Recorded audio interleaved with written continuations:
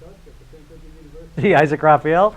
I'm Joe LaBarbera. Jennifer Jeminez will be joining us in just a moment. Well, Coach, we're heading into week 2 of the Isaac Raphael Show, and a lot has happened since the last time that we talked, including a game last night. You got big conference matchups coming up this weekend.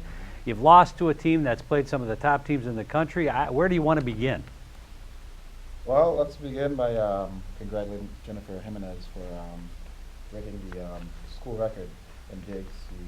She already broke it, but she's now past 1,000 digs. First, as I understand it, first person to get to 1,000 digs in the history of Bethune-Cookman University. That is correct, and we're very proud of that accomplishment. Let's bring Jennifer in right away then, as long as you brought her up, and we'll talk to her. And she's in the sports skybox in the guest. And Jennifer, first of all, congratulations on getting the record. Thank you. And tell us a little bit about your background, where you're from, and how you ended up here at Bethune-Cookman University. I'm actually from Merritt Island, Florida.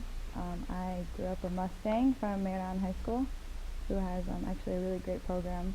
Head coach Angie Patrick, I give her a lot of credit. I actually got to Bethune-Cookman. I just found it online. I was trying to find colleges to go to, and I sent out letters to every coach I could, and Vanessa Cogswell was one of the main ones that found me, and she came to a lot of my tournaments and was really impressed, so gave me this good opportunity. Now, you've been at this university for a while. You are essentially the only senior on what's a very young ball club. How does that play into your role on the team, I guess, not only in skill and ability, but as an emotional leader? I definitely enjoy it. I love my freshmen. They've come in and they're super ready to work hard and excited. I try to put them under my wing and definitely lead them. I know for them it's nerve-wracking, and I've been there, so I try to guide them as much as I can and have the energy and talk and get them out of their shell so they can just have fun and play. But that's pretty much about it. I enjoy it. I enjoy being a leader on this team. Well, we welcome you to the program, and you're doing a great job so far, so congratulations on a great season so far as a Wildcat. Thank you. Coach, let's talk about a couple of things. South Carolina State, you end up starting down 2-0, but yet you take them to 5 sets. And even though it's not the outcome that you wanted ultimately, that's still something very positive that you can take away. It is very positive. In the past, we have not played well at South Carolina State. It's almost hostile territory for us. Kind of like walking into FAMU. Exactly. Yes. Just the gym, the whole field, it's always been a tough place for us to play. But after being down 0-2, we came back in the next 2 games, won those. And, we had our chances in game 3. We had a couple of match point opportunities, but we weren't able to pull it through, but it was a good match overall. What's your takeaway from that? Well, I'm hoping that these young ladies learn. Like you said, that they are young. They learn how to finish. And how to continue just playing tough throughout the entire match, because you'll never know. Never give up. You're down 0-2. They've got to learn that, in those situations it's easy to just quit, but they never did. And you beat Savannah State. Then we came back 2 days later and beat Savannah State, so that was good for us. And I thought at least the key there was that you end up at 500 in the MEAC at that point, and that's kind of a positive thing. How do you see the MEAC shaping up now? Well, it's going to be interesting this season. I think it's wide open for anybody. I think it's wide open for us. If we continue to improve, I think we can really be there coming down to the MEAC tournament.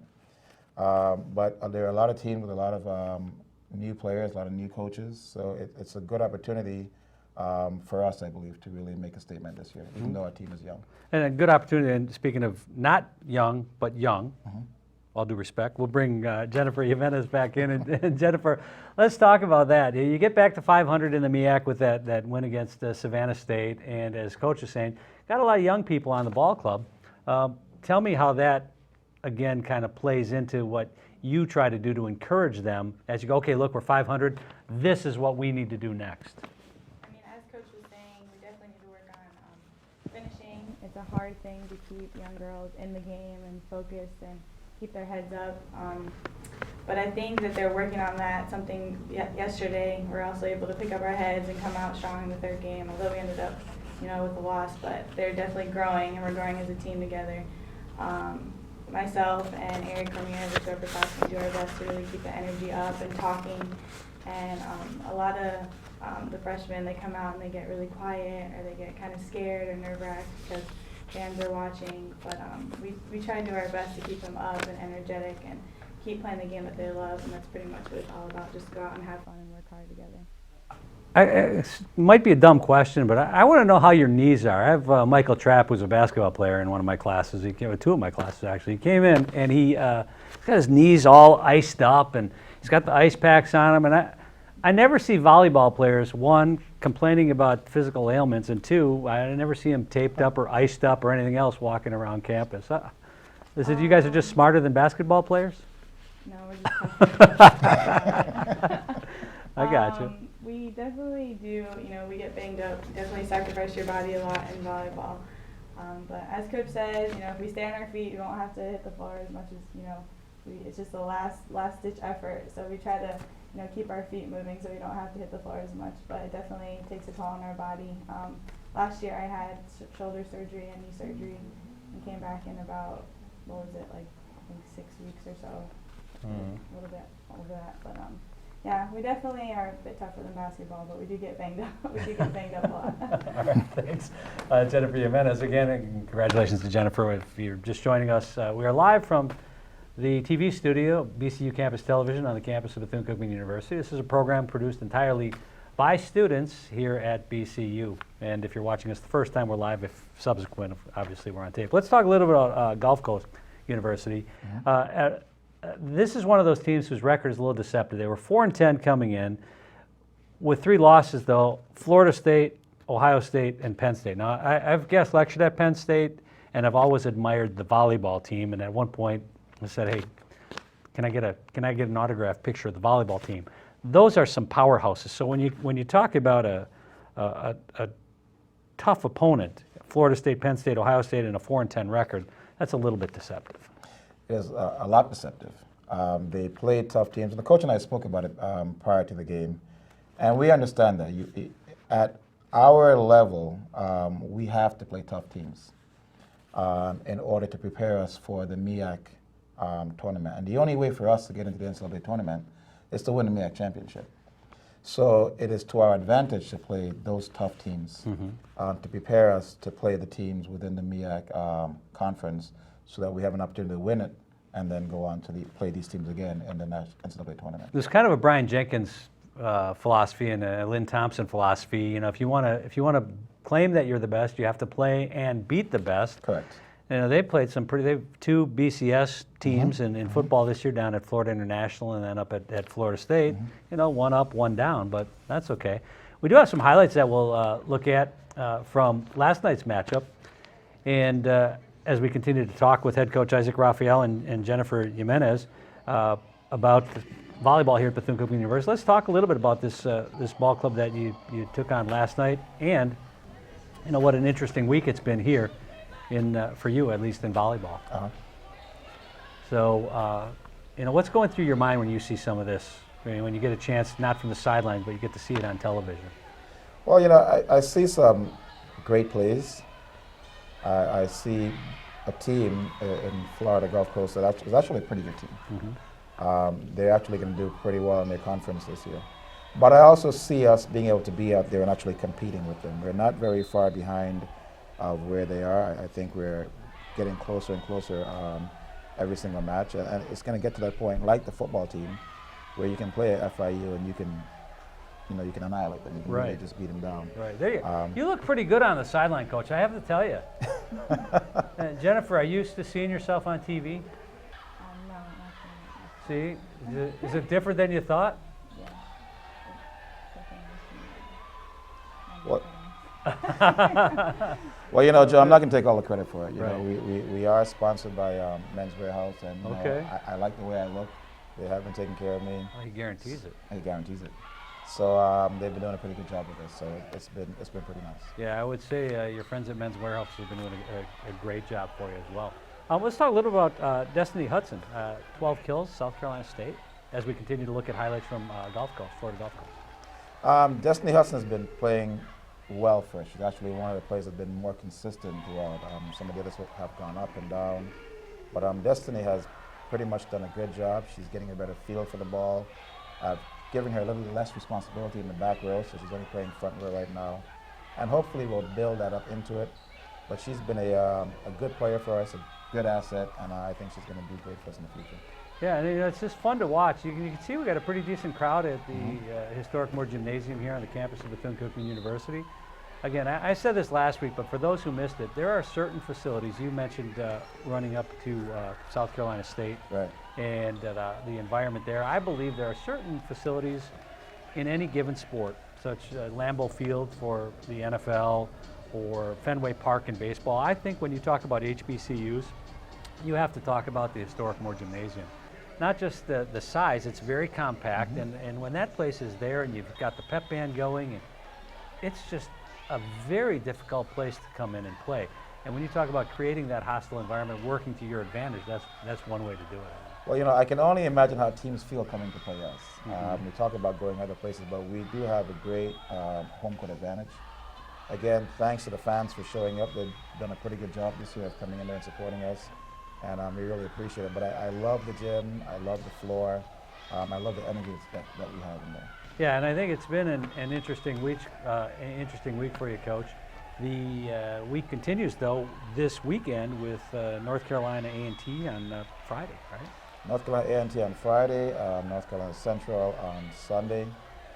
And so I am really looking forward to playing those and increasing our record from being 1-1 in conference, hopefully being 3-1 in conference. Shannon, they've got the prompter up, but somebody's sleeping. I see that. Taking a nap. I see that.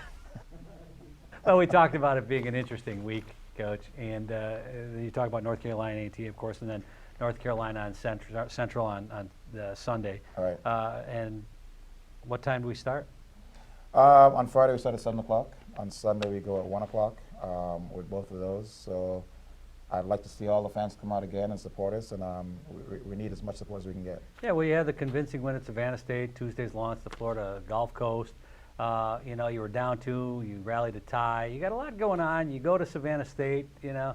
When you went in there, were you a little bit worried about a letdown? At Savannah State? Savannah State? No. You know, the girls, we've played them before. We beat them pretty easily. When they're that young, you're worried about being too overconfident. Right. But, you know, we talked about it, and I think mentally they were prepared for the match. All right, let's talk again about this telling weekend that you have ahead. You've got the 2 MEAC foes coming in. Do you have the speech already prepared? I mean, Friday and Saturday, North Carolina A&T and North Carolina Central. You know, we can follow the action, of course, at bcuathletics.com and on the Cat-Eye Network, but do you have your speech sort of ready to go? Do you know what you're going to say ahead of time? No. I would say, otherwise Jennifer has to cover her ears over there in Sports Guy. No, I don't. You know, we have to go through, I'm still looking at videos of both schools. A&T, of course, looking at right now. And then we have to go through practice tomorrow and see how that goes. And then as we go through the day, you know, I see how we feel and how we're moving, and then I get the speech. Then you kind of get it going. All right. Right. If you ever need a guest speaker, well, no, keep it. I probably wouldn't do the job for you. I would be more Vince Lombardi-like. Which reminds me of a great story from Jim Valvano when he was first coaching. He had a Vince Lombardi speech. It was, you know, God, family, and the Green Bay Packers. Boom. And I forget where he was coaching, but instead of saying, you know, God, family, and Bethune-Cookman University, he went, God, family, and the Green Bay Packers. So I'm always reminded of that, you know, some of those great speeches. One thing that Dan Ryan has passed a little bit of information along to me in sports information. He tells me that you were accused a little bit of sandbagging a little bit as you kind of got into the play this last week. Sandbagging? Yeah, like, you know, like downplaying it a little bit, even though you really seemed maybe were a better team than you were letting on to. Well, I don't know if it's sandbagging. You know, I go by the record. You know, I tell the girls we may have more potential. We may have more athletes. But if you're not going out there and getting the wins, that speaks for itself. Sure. Let's go back one more time to the Sports Skybox with Jennifer Jeminez. And Jennifer, first of all, thanks for making it through the Isaac Raphael show. I think you did a great job. You've added a lot. What's the one thing you'd like to say to everybody about coming out and watching volleyball here at BCU? I just want to say thank you for those of you who've come and supported us thus far. And if you haven't, make your way to the Moore Gymnasium this Friday at 7. Come out and show your support for us. We really need it. The more energy you guys have, the more energy we have, and vice versa. I really appreciate all the support that we've gotten. Let's get those W's for you guys, and thanks again. Well, and you've certainly got your share of attention. You've got the schedule poster and the 1,000 kills. You're getting attention on television. You're the senior, and I'm only hoping that those that are coming up behind you can perform as well on and off the court and be the kind of person that you are as they come through the program. Thank you. All right. So, Coach Raphael, any other comments as we start winding down? Where does the 15 minutes go? That's what I want to know. It goes by pretty quick. But we We're might have to talking move to a about half an volleyball, hour. so it's exciting. Yeah, so we might have to go to a 30-minute program. I don't mind that either. Well, I have about 15 minutes worth of stories from my high school volleyball days. So it The begins glory with days. it begins with glory days, matter of perspective. It begins with 2-a-days in the summer, and it ends with a state championship in 1979. That's in not a November. bad thing, and you're showing your age right now, but That was that's fun. not a But- bad thing. Well, it's funny because when I watch you run the 51 offense, that's what we used to run. Yep. And I went to a volleyball camp with some professional as well. It was before the AVP and all that. This was with some Olympic guys, Steve Sudich, and these are old school guys, and Russ Carney, and Familiar with them? Yeah, and those guys. It was awesome to learn from those guys. And when I see you running the 51 offense, I'm like, all right, this is a great sport. We have a lot of fun out here at Bethune-Cookman. You got some great upperclassmen and a lot more lowerclassmen right behind them. So we're looking forward to a great season here. Lots of fun. We just need to get everybody out to the Moore Gym. You can do that on Friday and Sunday as well if you get out to see volleyball. So thanks again for this week, and we'll do it again real soon. Joe, thank you, and hopefully we'll see you again next week. All right, don't forget, keep up with everything at bcuathletics.com and, of course, on the Cat Eye Network. For Jennifer Jeminez and head coach Isaac Raphael, I'm Joe LaBarbera. Thanks for joining us on the Isaac Raphael Show.